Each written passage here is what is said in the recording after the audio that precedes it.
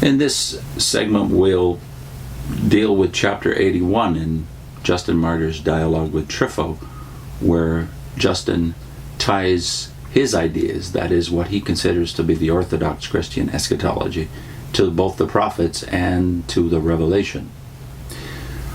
This is what Justin says.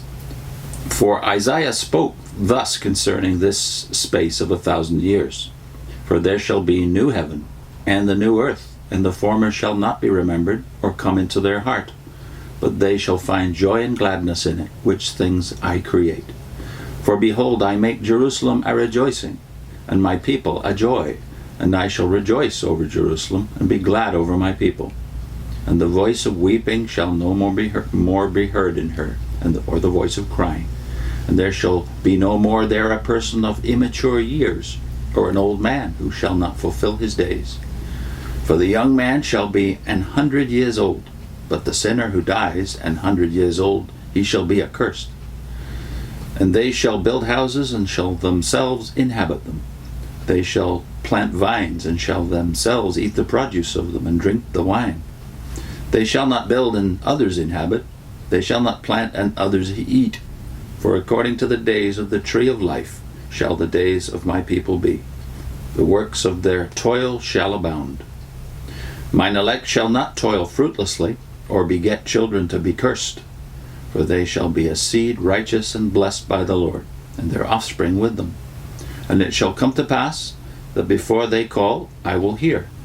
And while they are still speaking, I shall say, what is it? Then shall the wolves and the lambs feed together, and the lion shall eat straw like the ox, but the serpent shall eat earth as bread. They shall not hurt or maltreat each other on the holy mountain, saith the Lord. Now, Justin goes on, we have understood that the expression used among these words, according to the years of the tree, and he puts in brackets of life, shall be days of my people. The works of their toil shall abound. Obscurely predicts 1,000 years. So he links Isaiah 65 in our Bibles with the 1,000 years. Now where does he get the 1,000 years from? For as Adam was told that in the day he ate of the tree he would die, we know that he did not complete 1,000 years. We have perceived, moreover, that the expression, the day of the Lord is 1,000 years, is connected with this subject. And further, there was a certain man with us, whose name was John, one of the apostles of Christ, who prophesied by a revelation that was made to him, that those who believed in our Christ would dwell 1,000 years in Jerusalem, and that thereafter the general and, in short, the eternal resurrection and judgment of all men would likewise take place. Just as our Lord also said, they shall neither marry nor be given in marriage, but shall be equal to the angels, the children of God of the resurrection. So it's plain that Justin makes the connection between the Old Testament prophecy, specifically the most detailed Old Testament prophecy about the conditions of the reign of Messiah, Isaiah 65, with the revelation of John chapter 20, where there are 6 mentions of this 1,000-year period. Now there are some, and you may have heard them, spreading the idea that some conspiracy in the Catholic Church is responsible for the composition and promulgation and promotion of the book of Revelation into the canon. Now, Justin Martyr obviously does not believe that. There is a book of Revelation he's aware of. He even links it with John the Apostle. Not all commentaries today would do that, but he does, and he's 150, 160 AD. So the idea that there would be a millennium, he says, is the normal Christian take on the Old Testament.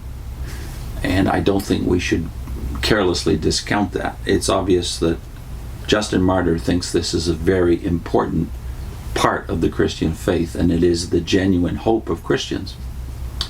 Now, Justin Martyr was martyred shortly after he wrote these words, apparently under the rulership of Antoninus, who was emperor at the time, the adoptive father of Marcus Aurelius, a more famous Roman emperor. What was the faith that he was martyred for? Well, it included this idea of the Christian hope. Clearly a declaration that resurrection of the body was an essential part of the faith. Unlike some Christians he alludes to who are already teaching that heaven was the Christian hope.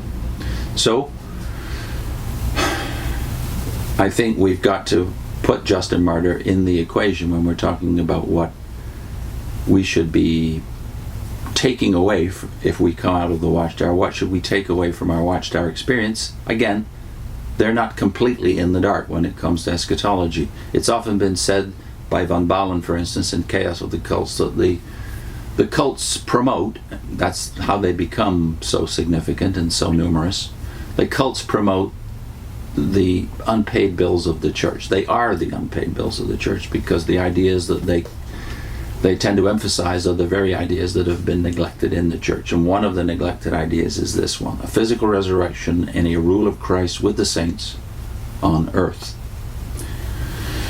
Hopefully we'll revisit Justin, because there's much in his various writings. This is not his only writing. It's not even his most famous, the Dialogue with Trypho. The most important of his writings is something he wrote for the emperor himself, an apology for the Christian faith, which itself apparently was to be a preparation for a great work that Justin also published, a general apologetics work, a defense of the faith, which we no longer unfortunately have. But we do have his first apology made for the emperor and for the Senate of Rome.